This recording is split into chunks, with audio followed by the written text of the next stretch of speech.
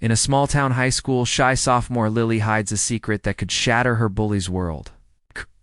When cruel classmates rip her shirt in front of everyone, her explosive spin kick sends them crashing through desks, revealing a past no one saw.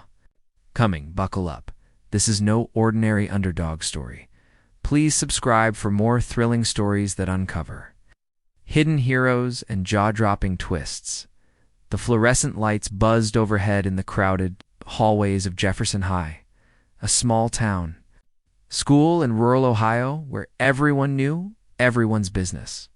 Lily Harper, a 16-year-old sophomore, with mousy brown hair and glasses that perpetually slid down her nose, weaved through the throng of students, clutching her books like a shield. She kept her head down, her worn sneakers squeaking faintly against the linoleum floor. To most, she was invisible, a quiet girl who never spoke, unless called on, who sat alone at lunch sketching in a tattered notebook.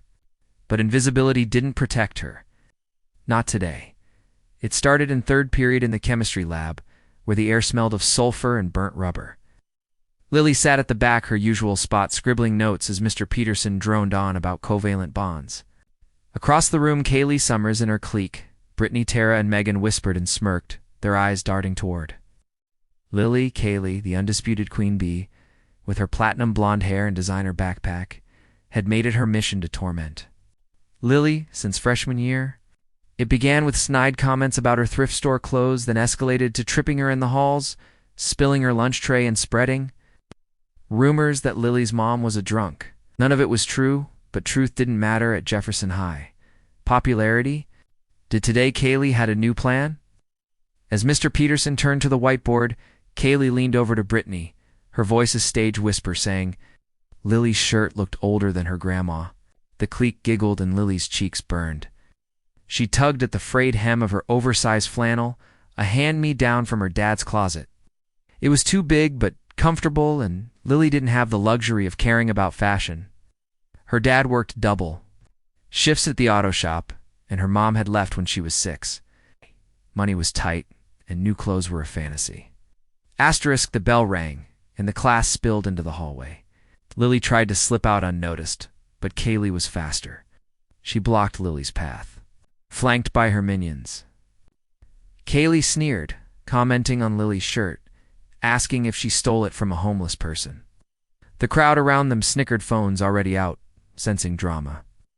Lily's heart pounded, but she kept her eyes on the floor, willing herself to disappear.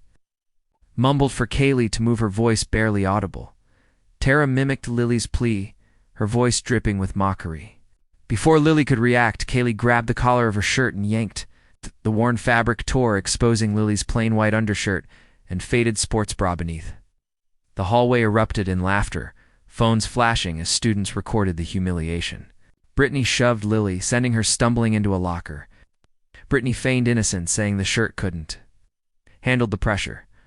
Lily's hands shook as she clutched the torn fabric, her face burning with shame. She wanted to run to hide, but the crowd had formed a circle, trapping her. Kaylee stepped closer, her smile cruel, asking if Lily was going to cry. Kaylee reached for the torn shirt again, ready to pull it off completely. That's when something in Lily snapped. Her body moved before her mind caught up. She dropped her books, her right leg whipping out in a perfect spin kick that caught Kaylee square in the chest. The force sent Kaylee flying backward, crashing through a row of desks in the nearby classroom with a deafening clatter. The crowd gasped, phones still recording as Brittany and Tara lunged forward, only to meet the same fate. Ow. Lily's leg snapped. Out again, a blur of motion sending Brittany sprawling into a chair and Tara slamming against a wall. Megan froze, her eyes wide with terror, as Lily stood panting, her torn shirt hanging off one shoulder, her glasses slightly askew. The hallway fell silent, save for the groans of the 3 girls sprawled amid the wreckage. Mr. Peterson burst out of the classroom, his face a mix of shock and fury, demanding to know what was happening. Lily didn't answer. She grabbed her books and ran, her sneakers pounding down the hall as the crowd parted. She didn't stop until she reached the girls' bathroom, locking herself in a stall and sinking to the floor. Her hands trembled as she touched her glasses, her mind racing. Ow! How had she done that? Where had that strength come from? Lily's secret wasn't just her skill, it was her past. When she was 8, her dad, a former Marine, had enrolled her in a martial arts dojo to help her cope with her mom's abandonment. For years, Lily trained in Taekwondo, her small frame becoming a weapon under Master Kim's guidance. She earned her black belt at 13, but when her dad's work hours increased and money grew tighter, she stopped going. She hadn't thrown a kick in 3 years, but her body hadn't forgotten. Muscle memory was a powerful thing. Back in the hallway, the video of Lily's spin kicks spread like wildfire. By lunch, it had hit every social media platform, racking up thousands of views. The caption read, "Quiet girl snaps, bullies get destroyed." Some students cheered her on, dubbing her Ninja Lily, while others called her a freak. Kaylee, nursing a bruised ego and sore back, vowed revenge. She wasn't about to let a nobody like Lily humiliate her in front of the whole school. Asterisk. In the principal's office that afternoon, Principal Carter, stern woman with a no-nonsense bun, watched the video on her computer, her lips pursed. Lily sat across from her, her torn shirt replaced with a gym t-shirt, her eyes fixed on her lap. Kaylee, Brittany, and Tara sat nearby, their parents hovering, demanding Lily's expulsion. Kaylee's mom shrieked that Lily assaulted her daughter, waving her phone saying it was a lawsuit waiting to happen. Principal Carter raised a hand for silence, asking Lily to explain herself. Lily's voice was soft but steady, saying they ripped her shirt and had been bullying her for years, and she just reacted. She didn't mention the Taekwondo, not wanting to give them more ammunition. Carter sighed, rubbing her temples, saying the video showed Lily was provoked, but violence was a zero-tolerance offense. She suspended Lily for a week, and Kaylee, Brittany, and Tara for 3 days for instigating, ordering the behavior to stop. Asterisk. Lily's dad, Tom, picked her up after school, his weathered face etched with worry. He didn't yell, just asked if she was okay. Lily nodded, but inside she was a mess. The video was everywhere, and she knew this wasn't over. Kaylee's family had money, influence, and a vendetta. Sure enough, that night, Kaylee's older brother Jake, a senior and star quarterback, posted online that Lily would regret touching his sister and to watch her back. The next morning, Lily stayed home, her suspension in effect. She sat in her room sketching, in her notebook, trying to ignore the notifications lighting up her phone. Her dad had taken it away, but Shed grabbed it back when he left for work. The messages were brutal, some praising her, others threatening her. One stood out, an anonymous text with a photo of her house and the words, "We know where you live." Her stomach churned. Was it Jake? Kaylee? Someone else? The twist came that afternoon when Lily's phone buzzed with a call from an unknown number. She hesitated, then answered. A woman's voice, low and urgent, said her name was Sarah, had seen Lily's video and warned she was in danger. Lily frowned, asking who it was. Sarah said she used to train with Lily at Master Kim's dojo, knew what she could do, and that Kaylee's family wasn't just rich, they were connected and had hired someone to come after her. Sarah told Lily to meet her at the old warehouse on Route 17. That night, saying she could help. Lily's heart raced. She hadn't thought about the dojo in years, and Sarah's name vaguely rang a bell, an older student who'd left town abruptly. Against her better judgment, Lily agreed. That night, she snuck out biking to the abandoned warehouse under a moonless sky. The building loomed, its windows shattered, graffiti staining the walls. Inside, Sarah waited, a tall woman in her 20s. With a scar across her cheek, she wore a leather jacket and carried a duffel bag. Sarah said Lily was braver than she thought, tossing her a pair of sparring gloves, saying she'd need them. Sarah revealed the truth. Kaylee's father, a local businessman, had ties to a shady underground fight club in the county. To public humiliations, especially from a nobody like Lily, Jake wasn't just threatening her. He was recruiting fighters to teach her a lesson. Sarah, who'd escaped the fight club years ago, had been watching them ever since. She'd seen Lily's video and recognized her Taekwondo form. Sarah said Lily wasn't just a kid who snapped. She was a threat, and they knew it. Lily's mind reeled. A fight club in their sleepy town. It sounded insane, but Sarah's scar and the fear in her eyes were real. Sarah offered to train Lily to prepare her for what was coming, saying she could run or fight, her choice. Lily thought of her dad, the years of bullying, the anonymous threat. She slipped on the gloves, saying to teach her. Over the next week, while her suspension kept her out of school, Lily trained with Sarah in secret. The warehouse became their dojo, filled with the sounds of punches and kicks. Sarah was relentless, pushing Lily to refine her taekwondo, teaching her street fighting moves to counter dirty tactics. Lily's body ached, but her confidence grew. She wasn't just fighting for herself. She was fighting for every kid who'd ever been pushed too far. The climax came at the end of her suspension when Jake and his crew cornered Lily outside the school. They'd lured her there with a fake text from her dad's phone claiming he was hurt. The parking lot was empty, the sun setting, casting long shadows. Jake towered over her, flanked by 4 thugs, their knuckles wrapped in tape.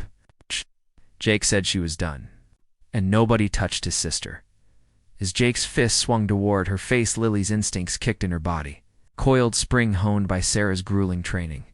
She sidestepped, her foot hooking behind Jake's ankle, sending him stumbling forward. But the real shock came when one of the thugs, a wiry guy with a shaved head, called out for Lily to stop.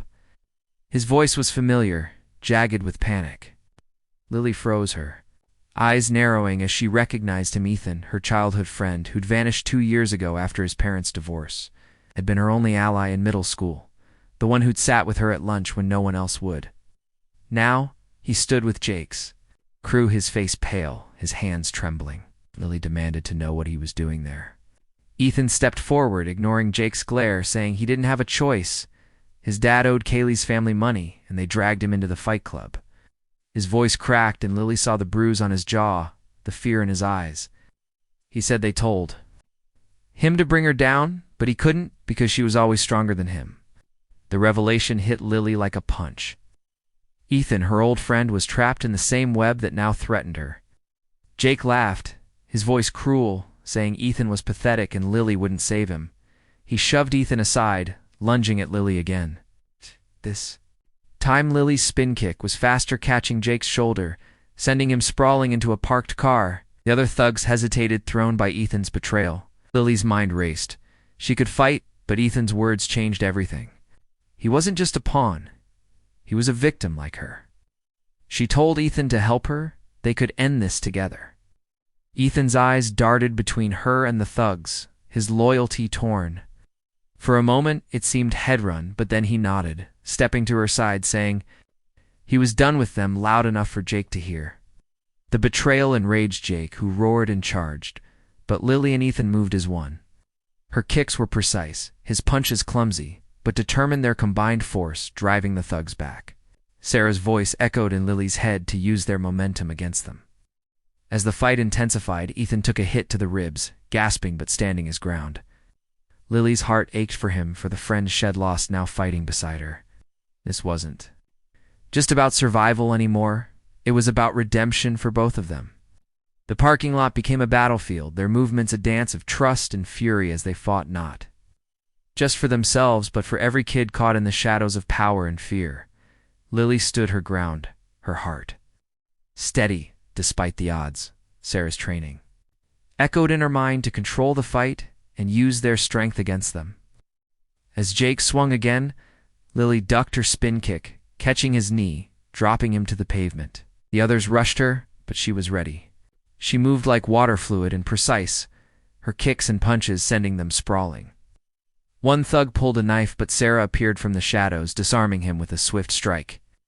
Together they fought back to back, a whirlwind of skill and fury. The dust settled, Jake and his crew were down, groaning in defeat. Sarah grabbed Lily's arm, saying they needed to go now. They fled as sirens wailed in the distance. Back at the warehouse, Sarah revealed the final twist. Shed recorded the fight, exposing Jake's ties to the fight club. She sent the footage to a local journalist, a friend who'd been digging into the town's underbelly. By morning, the story broke. Kaylee's father was arrested, the fight club dismantled, and Jake faced charges.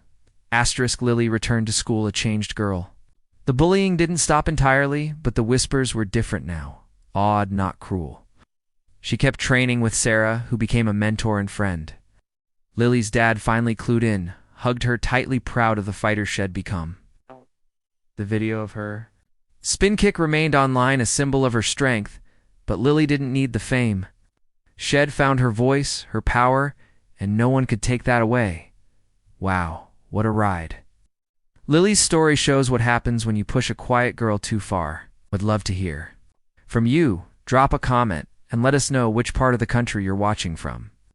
Don't forget to subscribe for more epic stories of courage and comeback.